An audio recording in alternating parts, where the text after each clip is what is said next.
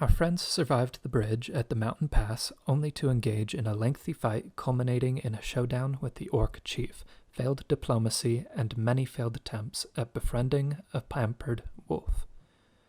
When will we get answers about those rifts? I promise, those answers are coming.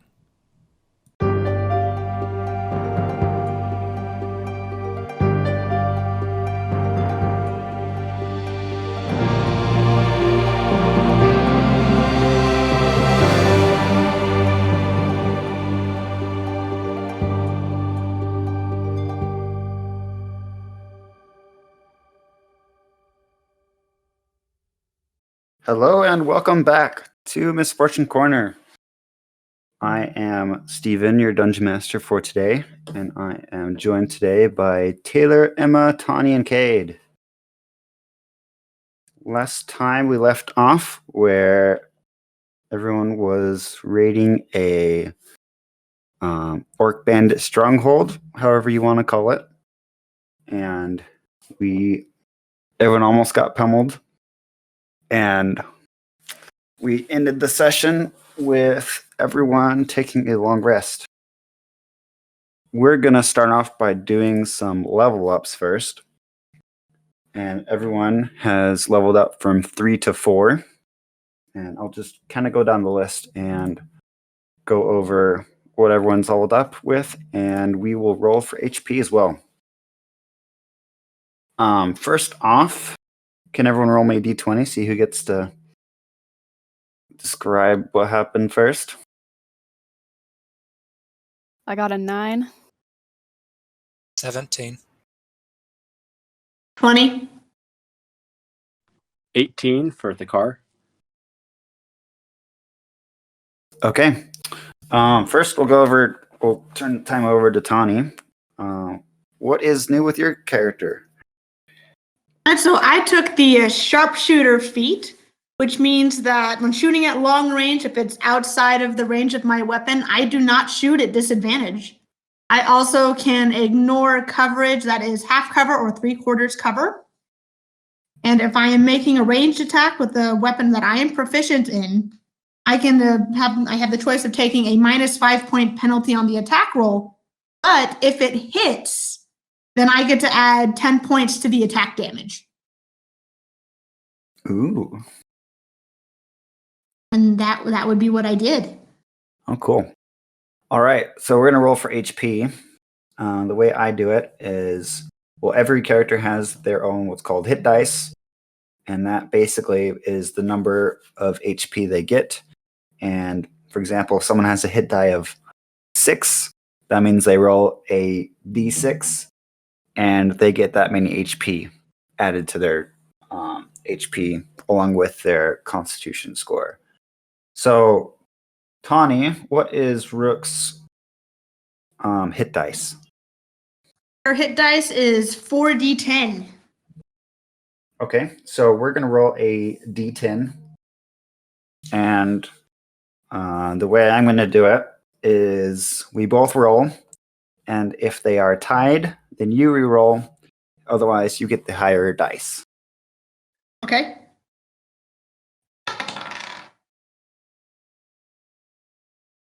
So I rolled a 3. I rolled a 2. So you get 3 HP along with, what is your Constitution score? +1. No, yeah, so it's +1. Okay, next we have Cade. Can you tell us what's new with your character? Through the embarrassment of going down last session, the car, his skin magically toughened and gained the feature of tough. So now that I gain HP according to my level, and that is doubled. So I am tough. I'm a tough warrior who has just gotten tougher. Okay, so the toughness feat, it basically gives you 2 HP for every level your character has. So I guess from that feat, you have gained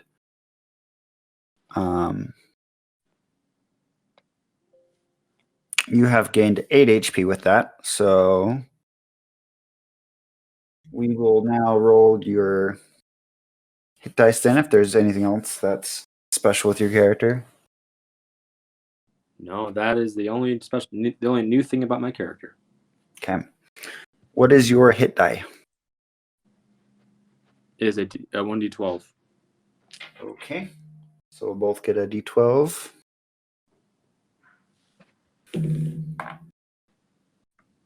I rolled a 9. I rolled an 11. Alrighty. Okay. Next up then is Taylor. What's new with your character? So I took another level of Celestial Warlock, putting me at 2 and 2 on my levels. I gained an additional Pact Magic spell slot, as well as some Eldritch Invocations. Eldritch Invocations are something specific to a warlock that kind of allow them to do some special stuff. The Eldritch Invocations that I took, my patron was very kind to me and my eyesight. And so I gained the Eyes of the Runekeeper, which allows me to read all writing. And then I also got the Devil's Sight invocation that allows me to see normally in darkness, both magical and non-magical. Hey, now you have your owl powers. Yeah, now I can see in the dark along with everyone else. And that's what I gained. Okay. All right, what's your hit dice? My hit die, let me look at what it is for Warlock, is a D8. Ooh. Not too shabby.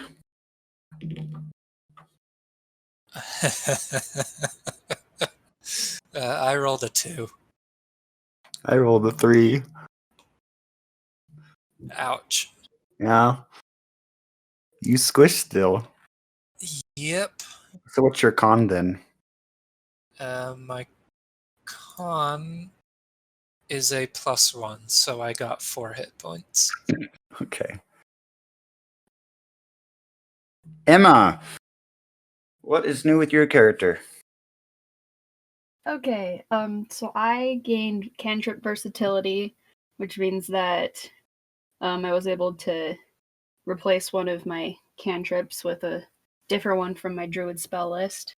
I also gained wild shape improvement, which means I can magically change into a beast I've seen before under a certain challenge rating that can't fly. And I can do it on my action and instead of spending a spell slot for it. And I get it back with a short or long rest. And then I also gained the feat Healer, which gives me a healer's kit that I can use to stabilize anyone who's like dying up to 1 hit point. And as an action, I can also use it to restore 1d6 plus 4 hit points to whoever. But I can only use that a couple of times. Oh, that's pretty nice. I know, I was really excited when I saw it was an option. I was like, yes! Because we need that after last time. See, there's a lot of choices that were made due to what happened last. Last time was not a fun time. Oh, I would say the opposite, but that's neither here nor there. Well, you're on a different team from all of us, Steven. I am on your team. Don't get me wrong. I'm always on your team. Sure. What is your hit die? My hit die is 1d8. Or sorry, 4d8. Okay. So roll a d8 then, and I will roll 1 too. I got a 5. I got a 3. I'm rolling really low on the hit on the d8s, but really high on the d12s. If only you could just stick with the d8s. All right, and then what is your Constitution score? 8. 8. Wait, no, your Constitution score. That's your hit dice, but I think Oh, you mean I think you mean to ask modifier. modifier. Oh, your score is an 8. My hit point Dang. bonus is +8 from Constitution. Oh. Okay. No, her score is 15, so she has a +2. Okay, that's what it was. And then you said you got a. Sorry, what was your d8 number you got? 5. Okay, so you gain 7 HP. Okay, I'll keep track of that so we don't have problems with what happened before. Now that that's swept under the rug, we can start with the session.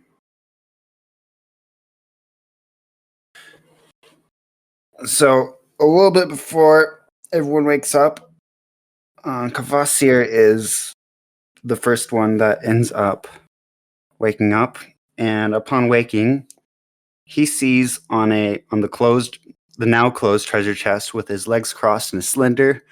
There is a slender, clean-shaven man that appears to be in his late 20s. He's dressed in crimson robes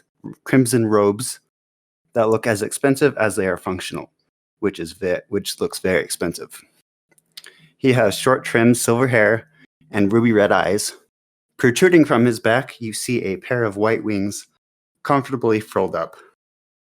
Hello, my dear Kvasir. You seem to be aging well as always. You would recognize him as your patron.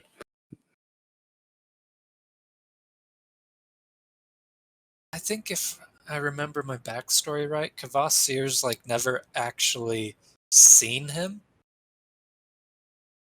Well, So here you do. I guess he would have recognized the voice. Oh. I don't believe we've ever met face to face. He extends a hand to shake.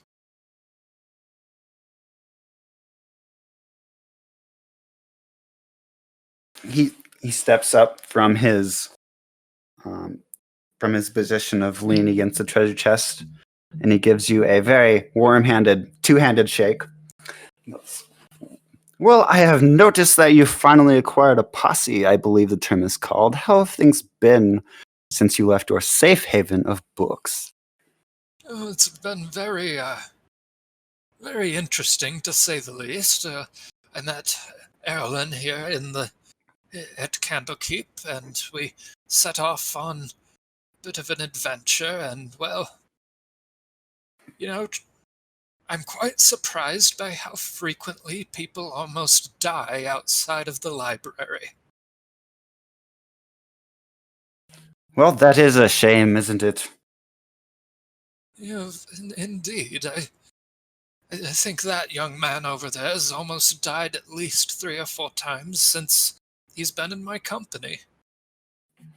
Well, he seems like a very tough fellow, if I do say so myself. I would concur. Well, you may be wondering why I'm here in the first place, and Indeed.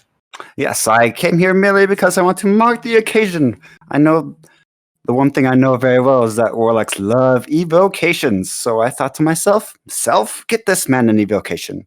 And that's why I'm here. You're welcome. An evocation, as in the School of Magic. Oh, yes. It's slightly different, though. I'd say it's limited to warlocks for all I know of. Oh. But it should serve you well. Very, very well. Of course, I'm willing to accept anything that you have to offer. I've always found our partnership to be rather beneficial on my end. Yes, about that.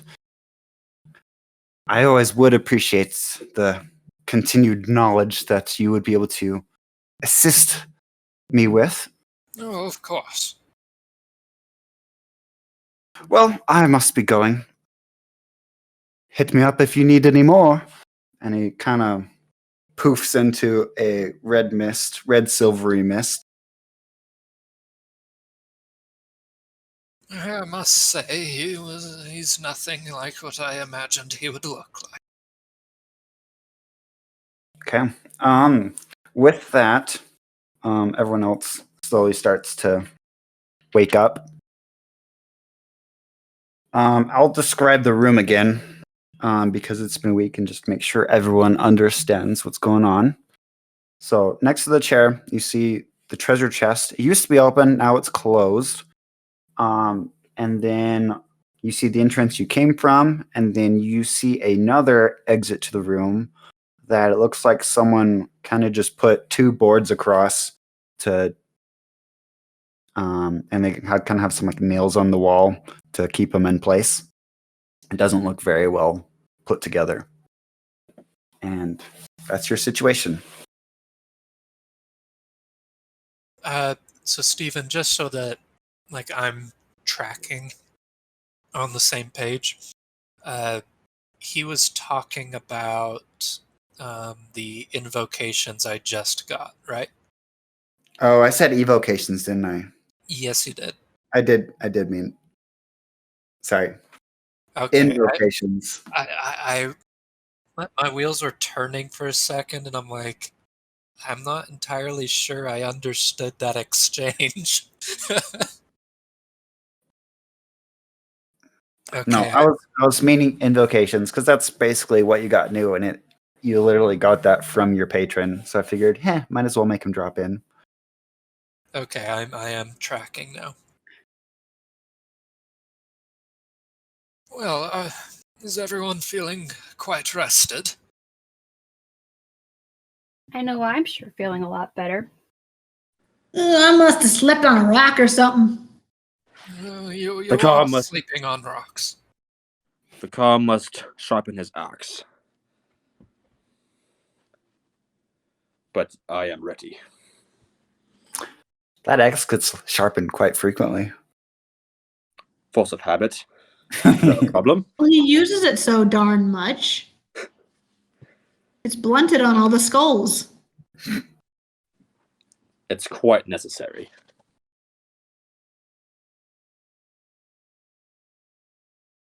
Well, I don't know. I'm not a very seasoned adventurer. Did we achieve what we came here to do, or was there something else that we needed to accomplish? I mean, you guys haven't looked at the chest yet. Let's get a crack open on that chest, shall we? Very well. Noting that it's now closed, I actually want to make a perception or investigation check on it. I think it's odd that it's closed when the person that would have closed it is dead. Well, it was closed so your patron could sit on it. Oh, he closed it. Never mind. I didn't catch that he closed it. I thought... It's very difficult sitting on a closed chest. I mean, on an open chest, it's not very comfortable. You kind of sink in a little bit. Yeah. I mean, I'm pretty sure there's characters and places that swim in gold, so, like, whatever. That's true. You don't know if there's pointy daggers or stuff in there. Anyway. Hey, Steven, I opened the box. Okay, inside you see there is quite a lot of gold in there. There is 50 gold, 5 agates, which is just a gemstone. They would be worth 10 gold each. and a garnet, which would be worth 100 gold, and 1 potion of healing. And you also see a patchwork ragdoll. Well, that's a mighty weird thing to have with treasure. I don't care about the identifying, I guess, for these. So I will explain what this is. This is a magical item. It is called the Flanking Buddy. Once per day, as a bonus action, you can throw this patchwork ragdoll to an unoccupied space within 30 feet of you. The doll animates, and until the start of your next turn, the doll acts as an ally for the purposes of flanking. It's my own fun little creation. Also, upon looking in the chest, you notice that there seems to be a trail of coins coming from the chest, and it appears to be in the direction of the boarded up exit from that room. The car takes a nasty swing at the boarded up entrance. Okay, give me a strength check.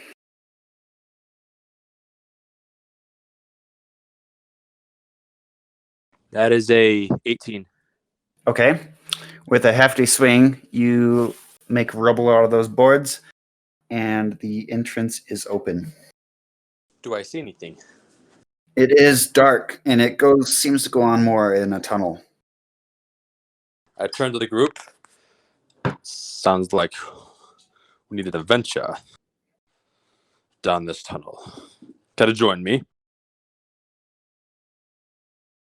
I'm right behind you, partner. Rook's a cowboy? Yeah, she's kind of turning into that. I love it. Yeah, this accent is just evolving more and more each session. Well, Erlen onward. hesitates and glances at Kvasir like, should we go with, I guess? I don't see why not. Okay then, let's go, I guess. Okay. So it's another about a couple minutes of a walk through this deep tunnel. And occasionally you see like a couple copper pieces on the floor, sometimes silver. And towards the end, you see it opens up again into another little cavern. We're picking up these pieces as we go, correct? Yes, you can pick them all up. Perfect. So there's a room at the end that it opens up. And as you look into that room, you see there is a open chest, and it appears to have gold in it. And as you look around the room, you notice there's a large pile of greenery matted down, kind of as like it's a bed or something.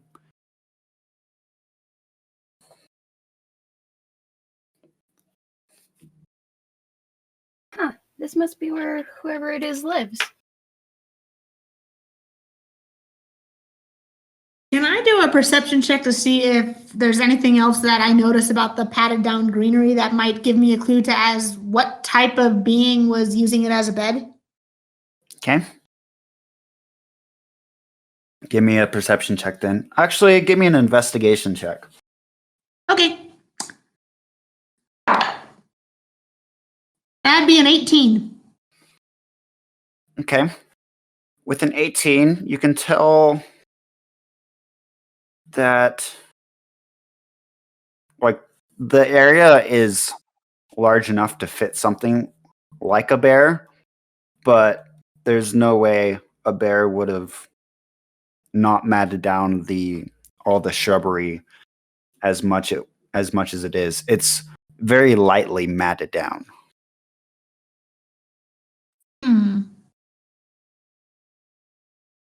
Well, something mighty big came through here. It's like there's a lot of it, but it's not matted down as you would imagine something that would be this big would lay in it would be.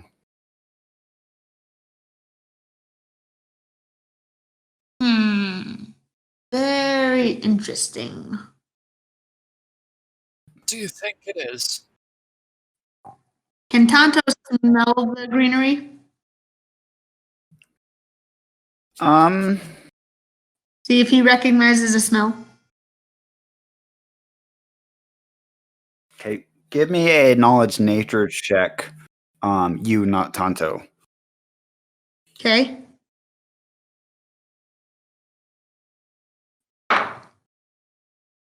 That is a 17. Okay.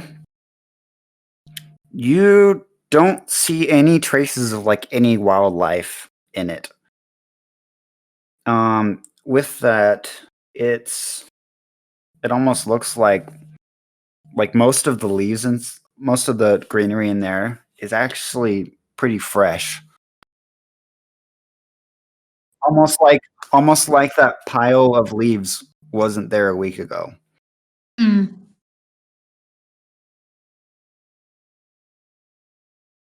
I feel like I'm just completely missing something here.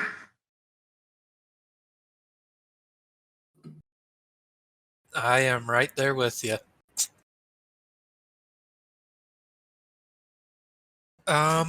Is there anything else other than this treasure chest? No, and also the cave does not go any further. I feel like this is... The chest is over towards the pile of shrubbery and stuff.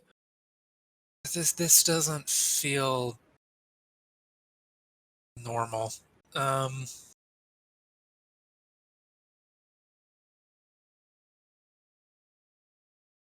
want to make a perception check on this. Like the placement of this is making Kvasir uneasy. Okay. Give me a perception check.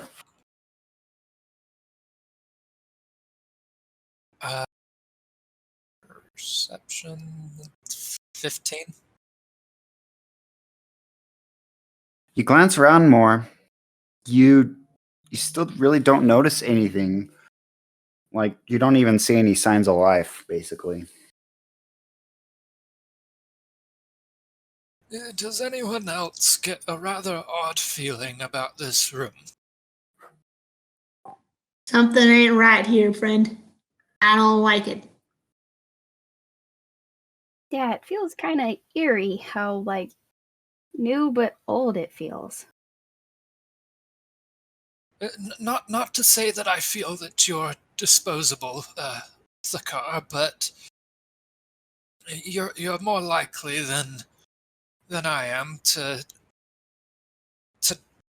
get harmed and stay in a relatively okay condition.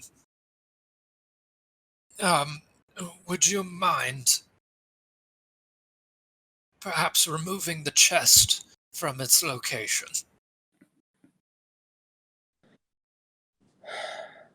Everybody has to rely upon me these days.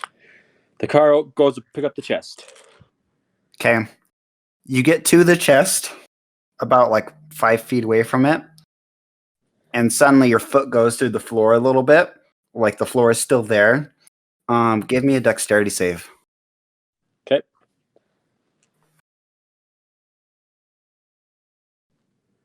That's a 18. Okay.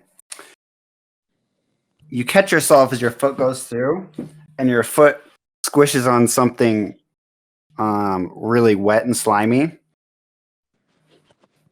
And you manage to stop yourself from going face first. And then suddenly the floor kind of looks like it melts away, and it seems to be some kind of illusion. And you notice you just stepped in a crap ton of mud. And behind you, you hear like a... And then in the back party of the group, towards everyone else except for the barbarian. Give me a perception check.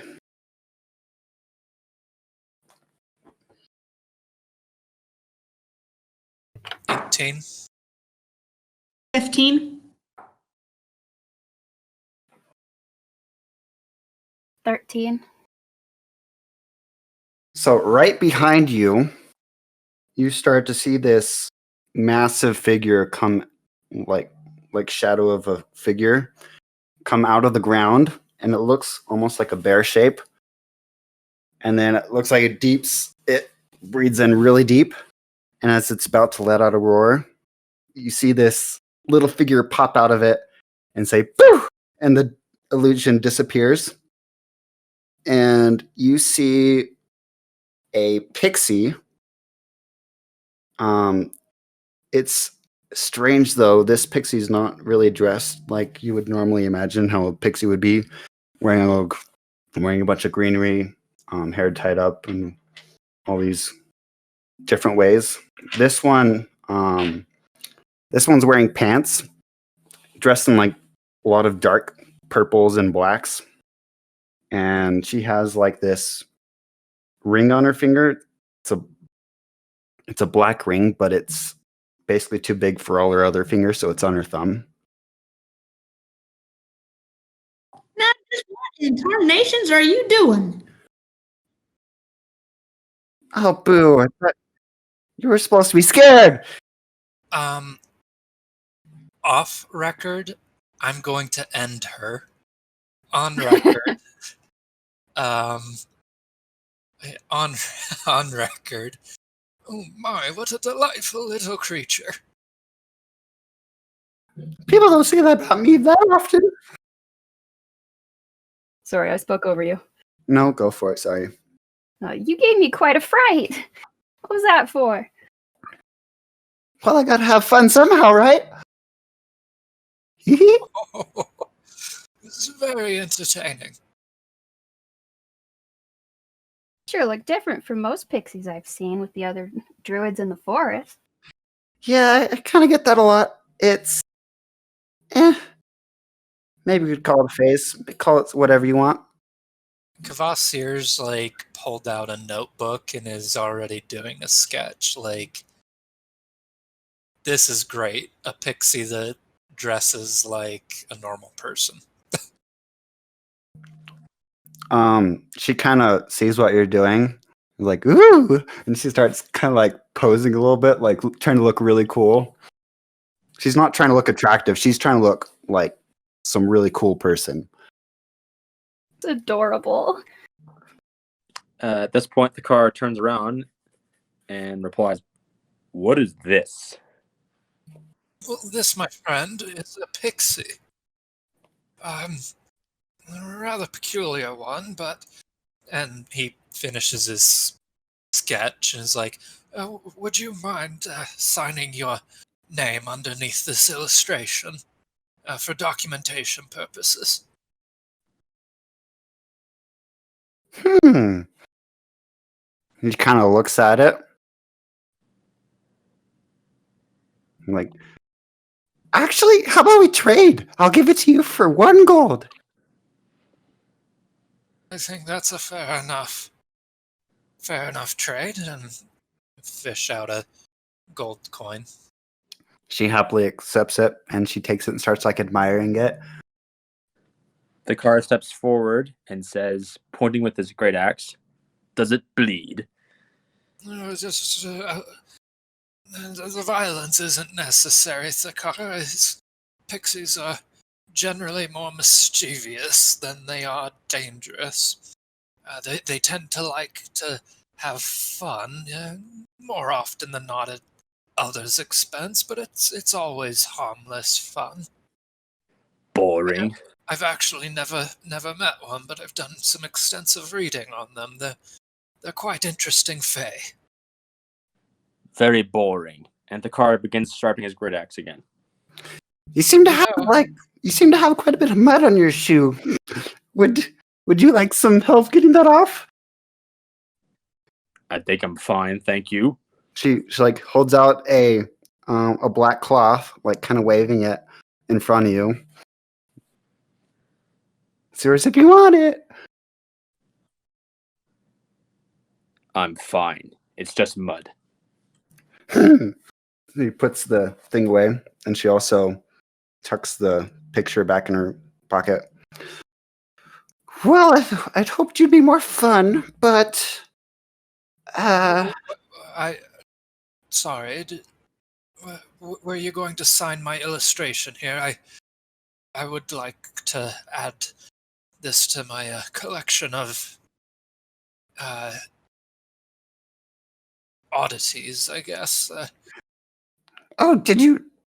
You gave me the picture? I gave her the coin. No. Oh. I turned the book around for her to sign it. All right. I didn't actually give it to her. It's my book. Explain things more. No, My book. I got confused for it. The pixie doesn't care whose book it is. Okay. And she kind of like draws with her finger, and then like out comes ink, and it says "Rin" on it. Delightful.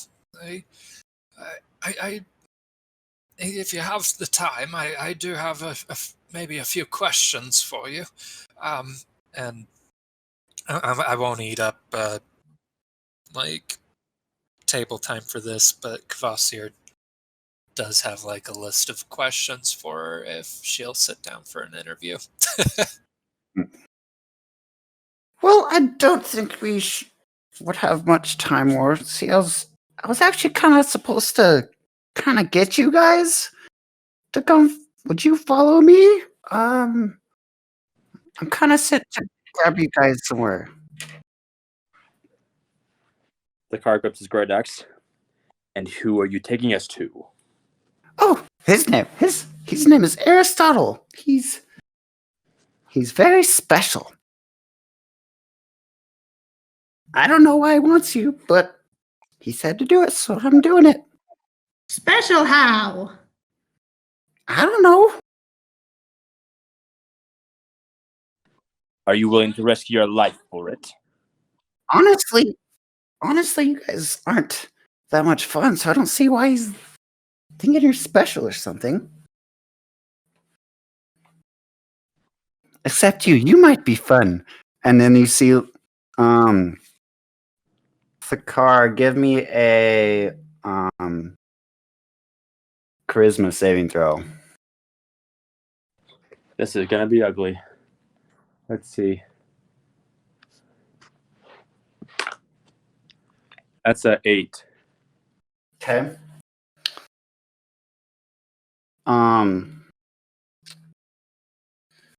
So you see out of the ground a shadow figure kind of rises up, and it just gives you the creeps. So you now have the frightened condition for the next little while.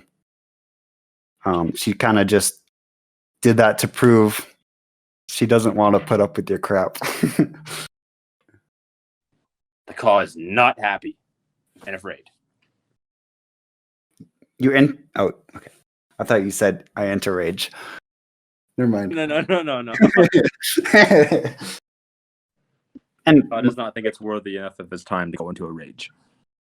I for one, am rather intrigued by this. So not just because I want to continue my conversation with this delightful individual, but this Aristotle fellow seems rather well. If he has such a delightful pixie at his command, I'd rather like to meet him. Well, what do you think, Alan? I mean, if you think it's a good idea, then sure, why not?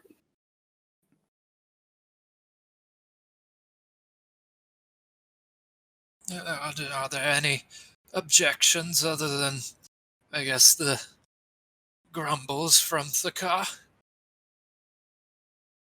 I don't really see the point in not going, so I'm with you.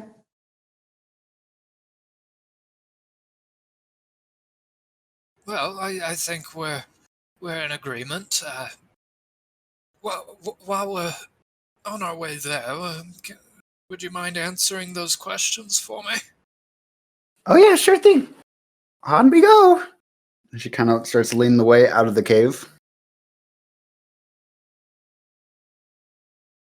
Alrighty. What kind of things are you asking? Just like general stuff, like about pixies and things, or what? More specific to her. Like, what makes her different? Why she dresses the way she does? What's up with the shadow thing? Basically, just a interview about her, because, like, it's like pixies are normally pretty like face centered, and this one doesn't seem to be. So Kvasir would document it to add to his like collection of interesting things.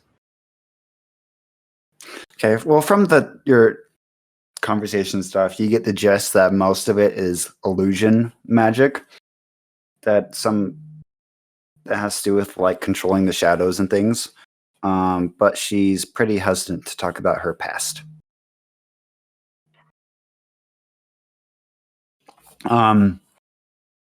You eventually exit the cave, and then Rin points you towards the path that you need to keep going down. You end up going down the mountains, back to the main trail, and then about like a couple hours actually worth of travel, continuing down the trail that you were already going down beforehand. She veers you towards the end of, veers you off the path, and you don't see like any trails or whatever going off, even like no traces of it being used recently. And eventually you come to basically a place out in the middle of nowhere. There's like just a bunch of trees around, no openings or anything. And then she goes, "We're here." Is there a house in the distance with a pink dog? I don't get the reference. You said we went to the middle of nowhere. I don't know what that place is. Never mind. I was making a Courage the Cowardly Dog reference. Oh, okay. They live in the Oh, I middle get of it nowhere. now. I get it now.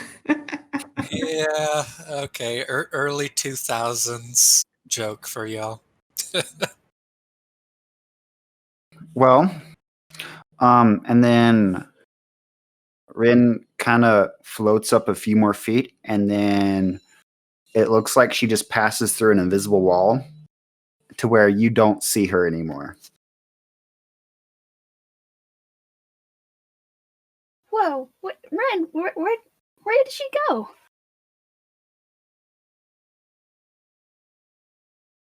I mean, like, I don't even see anything here. She kind of sticks. You see a head pop into materialize, and like, "Are you coming or not?" She kind of gives a grumpy face, and then the head goes back through. I'll shamble on through. Erlyn quickly follows him, nervous. All right. Immediately upon entering into the bubble, so to speak, you see that there, in fact, are not like any trees nearby. It's a large open area, and you see there is a large wooden mansion, and it's looks very beautiful. There's a lot of trees that are nearby it that are nicely pruned. What's odd about this mansion, though, is that there are no windows. Rin leads you up to the door and gives a nice little knock on it. The door opens, and Rin kind of floats in. You notice that upon the door opening, you see that the inside is huge and that there are actually windows everywhere that you wouldn't have noticed from the outside. it's kind of like one-way windows.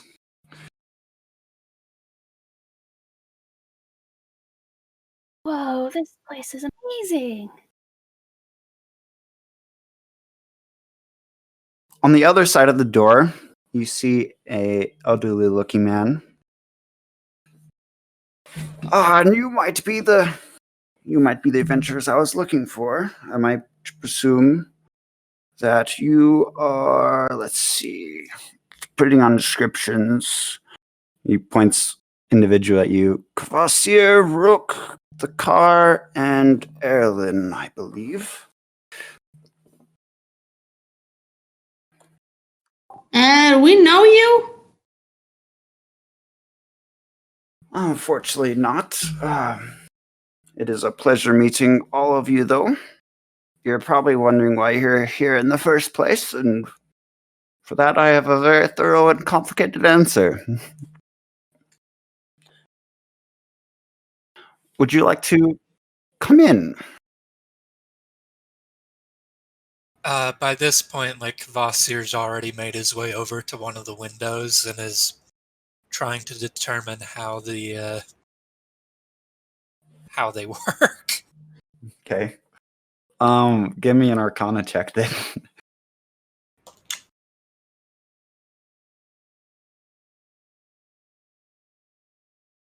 Uh,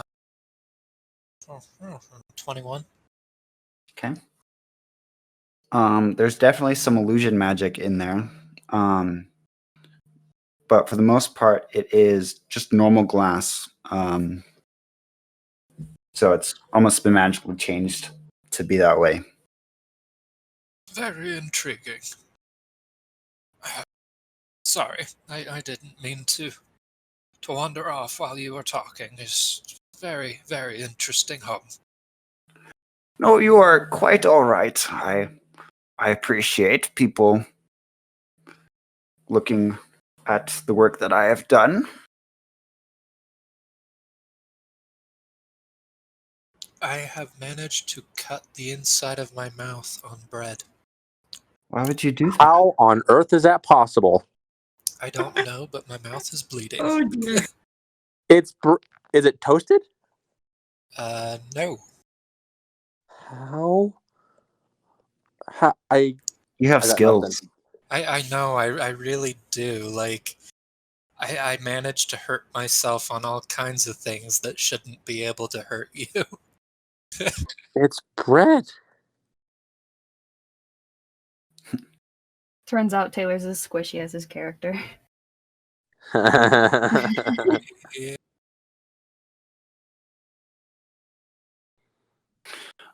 As the old man speaks up. Well, to answer why you are all here, I'm about to show you something you don't see usually every day. Let's walk and talk. And he begins to lead you out throughout the mansion.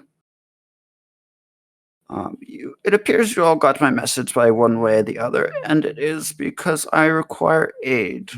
Now, not just any aid, but yours, to be precise.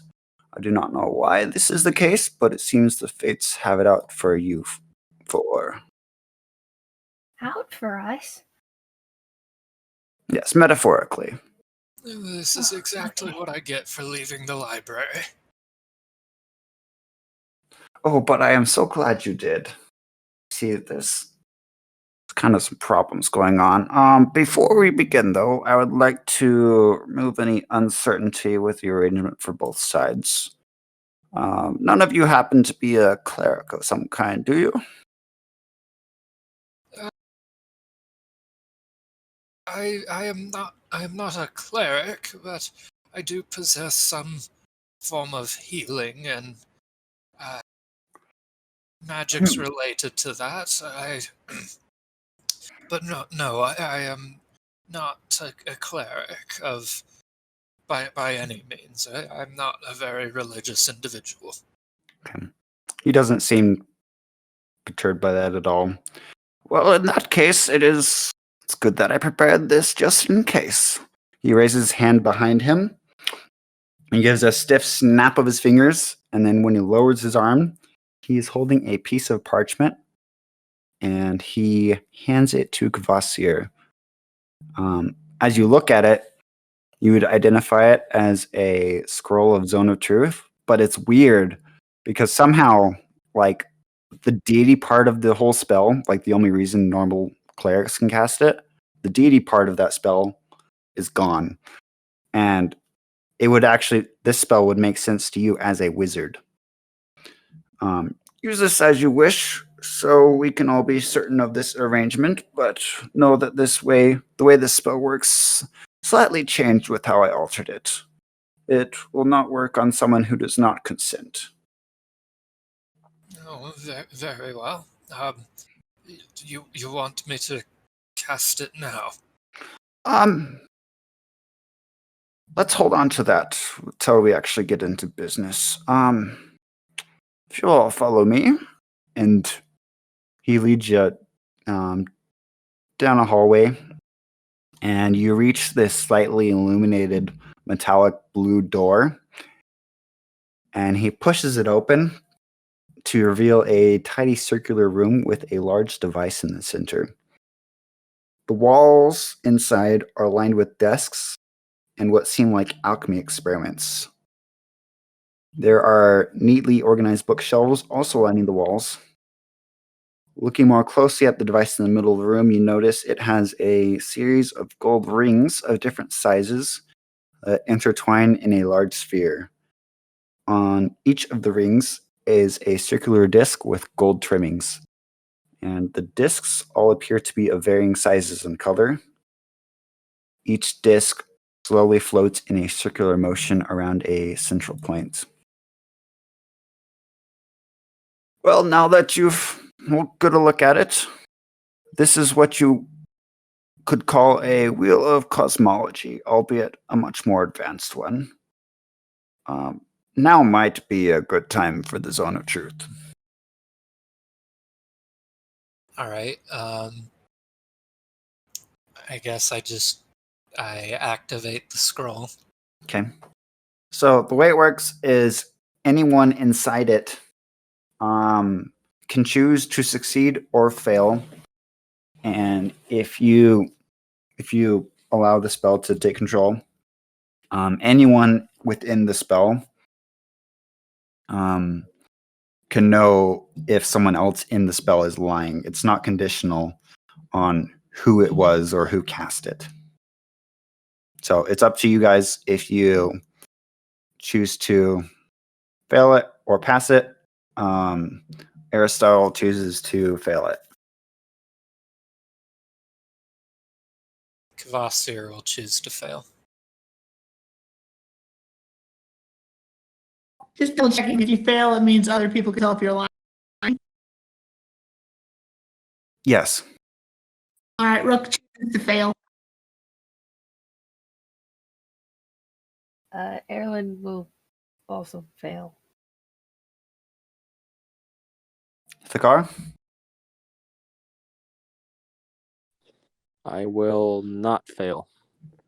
You will pass it, or I will pass it. so you are not going to be affected by the Zone of Truth. Yes. Okay.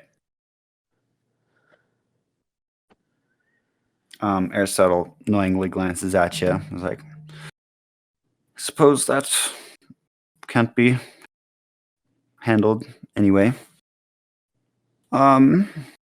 These discs you see here are a representation of something called the planes of existence. You can think of these planes as different versions of the world you know now, but each with their own so-called biome and mechanics to speak. For example, the four main inner planes are the air, fire, water, and earth planes. Now, if you can imagine a world with just that element, you roughly get the idea. And you guys can jump in at any time if you have questions and stuff. Like he's easily he's open for questions. So would the water plane be kind of like where the Tritons live, or is that part of this plane? Yes, very astute. It actually is custom to the way Tritons live.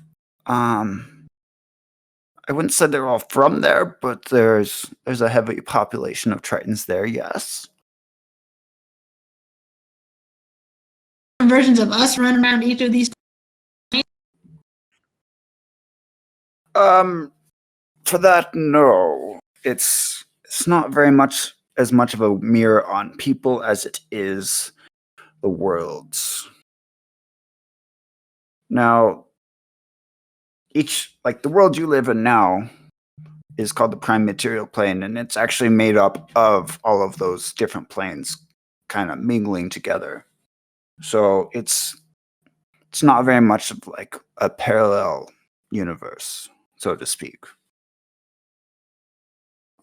Perhaps it would help if I told you a little bit of history from it. So about 200 years ago, the planes existed as part of a world tree, and is how it's been for as long as anyone can remember. And then the spell plague happened, and the spell plague broke up the tree, and now the planes exist in a much less rigid manner. Jump to 100 years later, and the Sundering happened, and most of the devastation from the spell plague was reversed, and a new planar system was formed, so goodbye World Tree. Because of the chaotic creation of the new planar system, it's kind of set some problems in motion, of which I have been tracking. Before, the World Tree kept these planes apart, and now the only thing keeping them apart is empty space known as the ethereal plane and the astral plane. What is occurring now is something I like to call the aligning.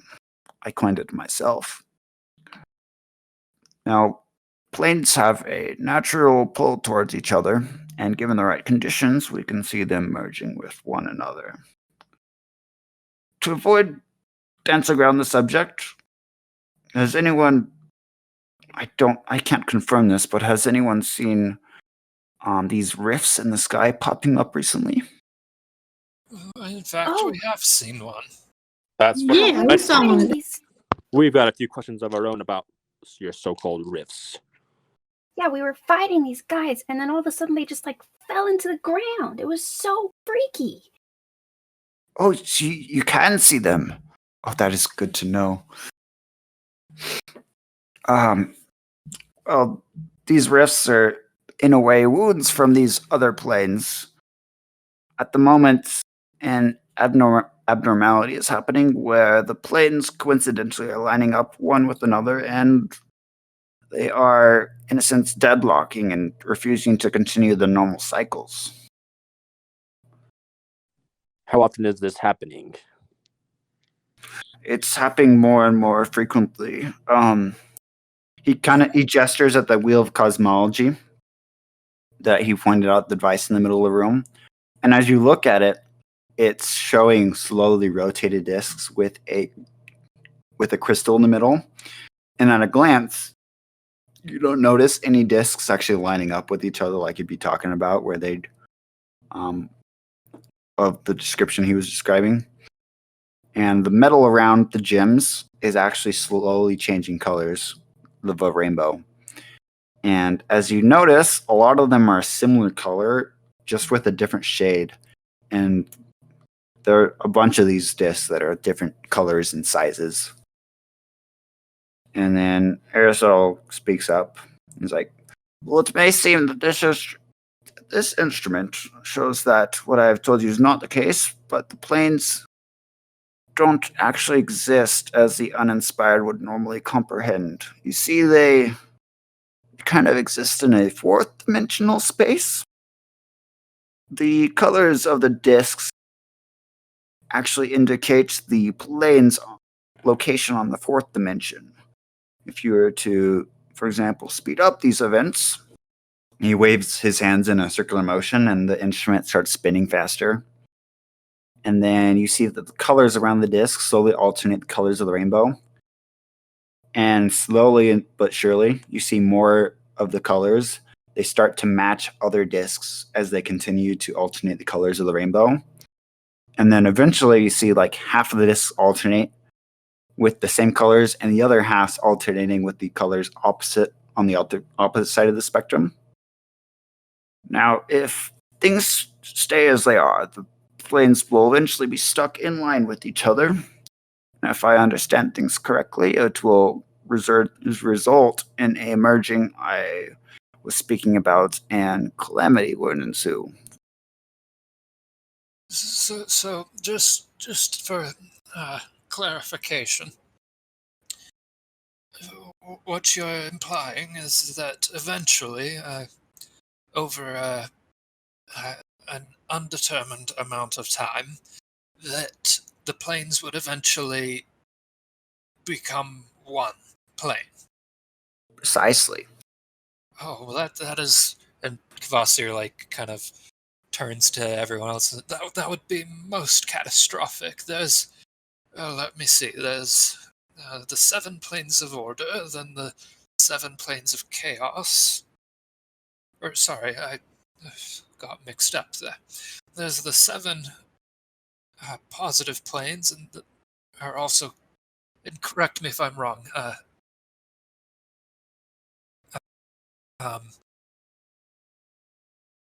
Forgot his name.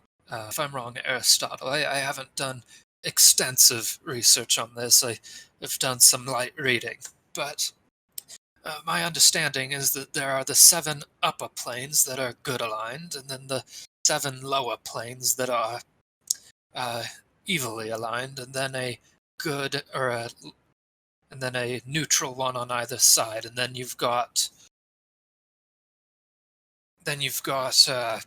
various other planes in the mix, such as the elemental ones. And so, if they were to combine, there would be a total of, I don't know, perhaps some 20, give or take, planes merging, and that's not even including the demi-planes, which are beyond count. It would be utterly catastrophic.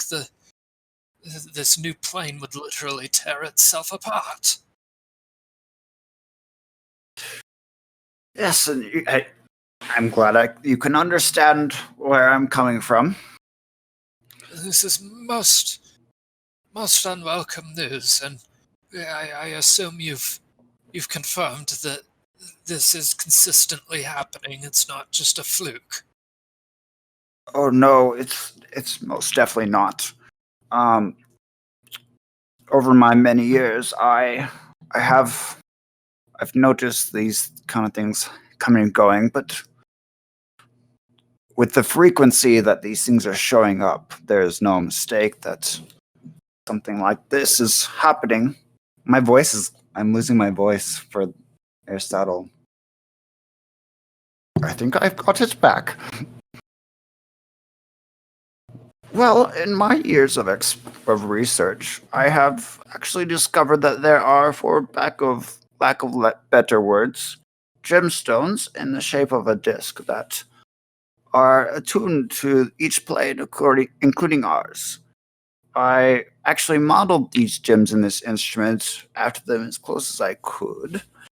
It appears that their existence aids in keeping the planes intact and separate from other planes. Okay, I'm really losing my Aristotle voice.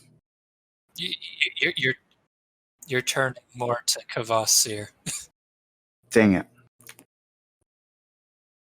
That being the case, they are virtually indestructible.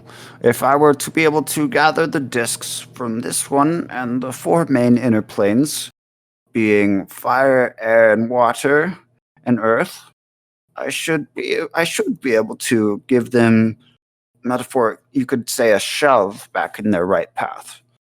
Of course, it wouldn't hurt to have more of these, but these 4 should be sufficient. Your task would be to find and gather these discs and bring them back here. And that's something I would much rather do on my own, but I am currently using all my power to keep these planes from doing as I was explaining. I've been quite busy since the spell plague was resolved 100 years ago. I can fund your journey and help you get on your path should you accept this task, and you can talk amongst yourself if you wish to process this offer. I do believe we will need a moment to discuss it among ourselves. We only recently became a more cohesive part. Before there were two groups of us. I think we need to perhaps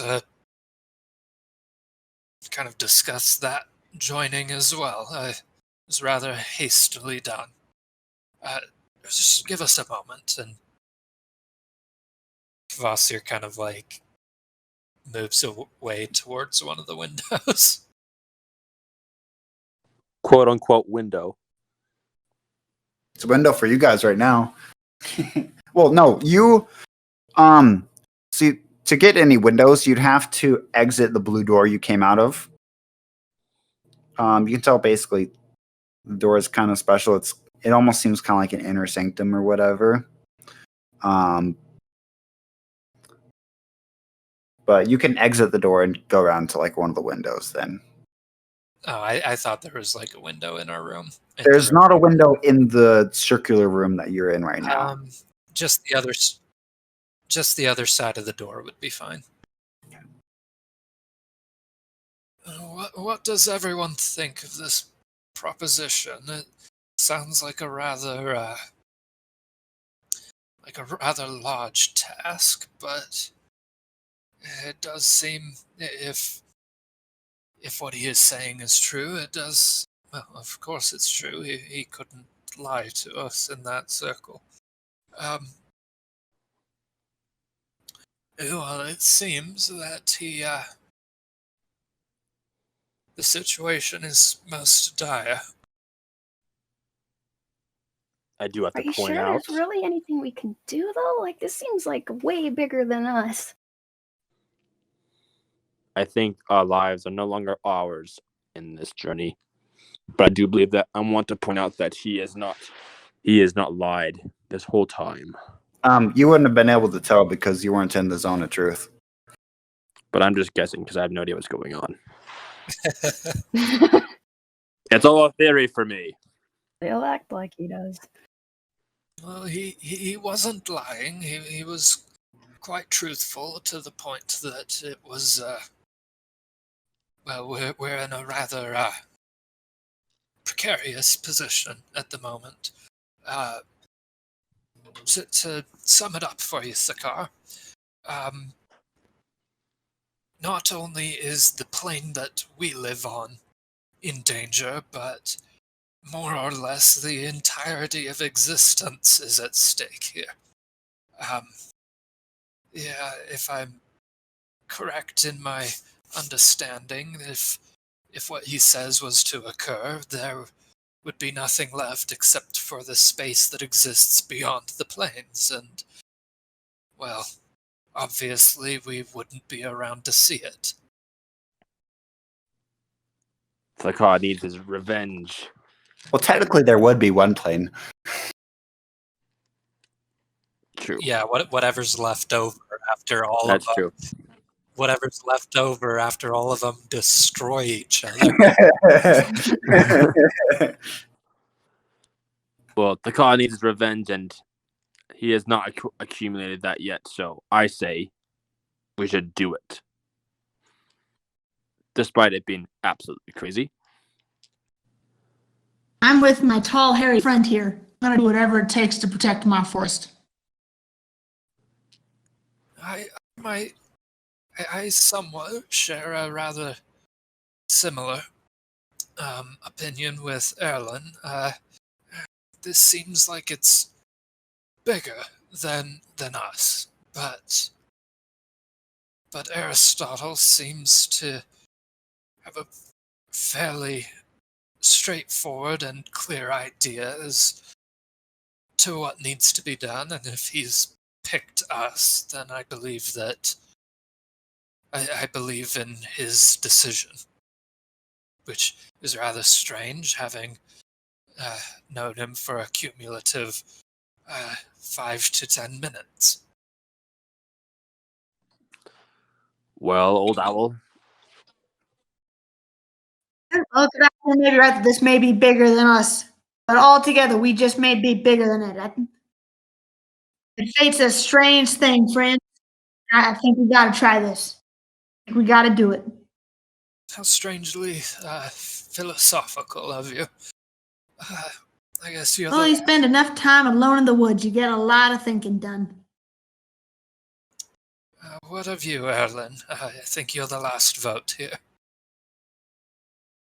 And please be aware, I did say that I would adventure with you, so if you're against it, well, I will respect that and opt out as well.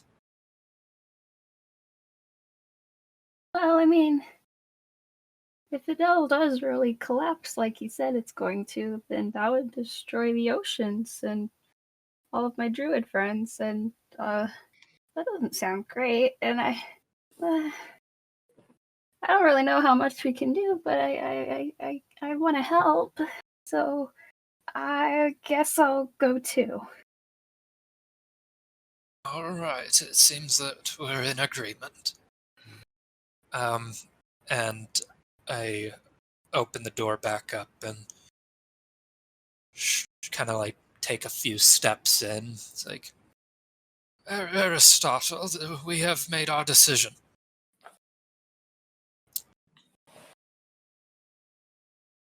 We will join you. That is most wonderful. Now, I already know of the location of the disc for this plane. Now, consider getting it a second test to be sure I pick the right people.